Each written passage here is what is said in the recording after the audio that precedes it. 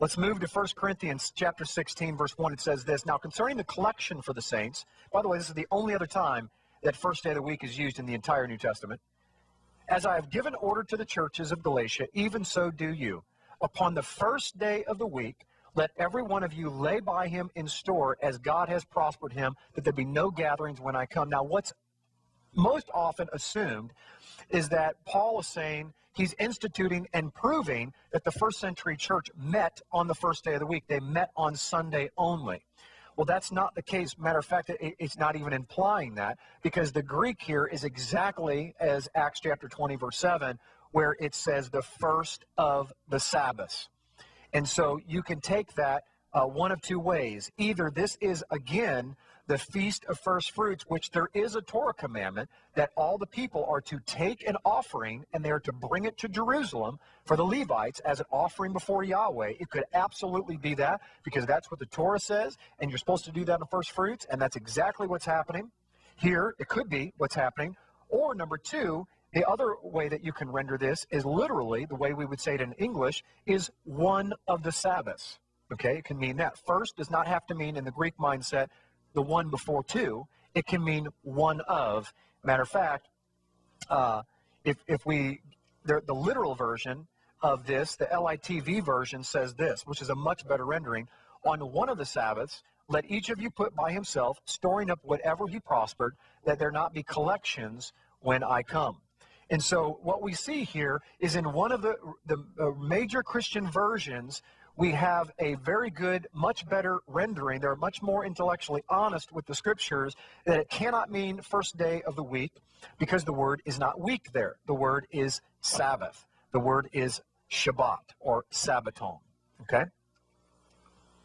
Acts chapter 15, one of the most popular chapters that people bring up to say that the Sabbath is done away with, or the law is done away with. We don't have to do this or that, because we only have to do these four things. And let's read those four things. "But that we write unto you, that they abstain from pollution of idols, from fornication, from things strangled, and from blood." Now, let me ask you a question. Are we to believe that the only four things that we as Christian believers, or Gentile believers, if you prefer, are to do are just these four things? That adultery doesn't matter, taking the name of God in vain doesn't matter, worshiping only one God doesn't matter anymore, stealing doesn't matter? Clearly, he didn't go through the whole list, and clearly he did not mean that these are the only four things like most of us grew up believing.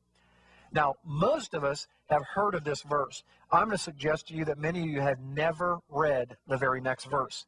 So let's read the very next verse and see if in the mind of the president of the Council of Jerusalem, James, that he's thinking that the Sabbath is done away with. Watch this. Verse 21 reads, "For Moses of old time hath in every city them that preach him, being read on in the synagogues every Sabbath day." So what's happening? Very simply, the question is about whether or not you can be saved or not and still do these four things. James says, nope, can't be part of our fellowship if you're going to do these four things. And he says to everybody in standing, basically, don't worry about it.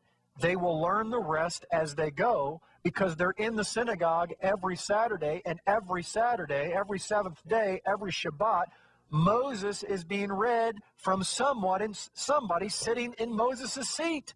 See how it all meshes together? Same message, same word, same people, from beginning to the end.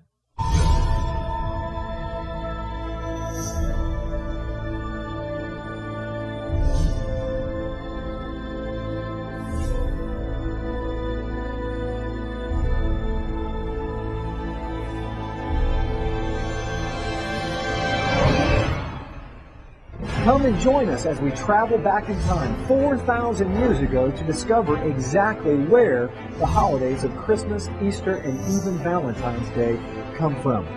Why do we celebrate the birth of Jesus on December 25th? Whose birthday really is on December 25th? Where did we come up with December 25th? Where did the star on top of the Christmas tree come from? Where did the Christmas tree itself come from? Where did St. Nicholas come from? Are we sure that St. Nicholas even existed? Have you ever wondered where the famous phrase, ho, ho, ho, comes from?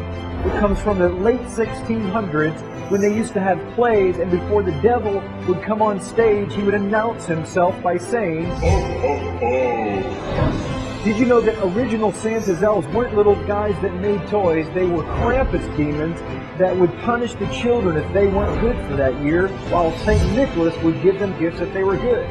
Who is the Easter Bunny? Where did we get Easter eggs from? Why do we celebrate Easter on the first Sunday after the vernal equinox? Did you know that Christmas was illegal in the United States until the mid-1800s? Can we celebrate these holidays according to the Bible? This is by far the most popular video on the internet on the history of Christmas and Easter. This video has changed hundreds of thousands of people's lives, and it will change your life too.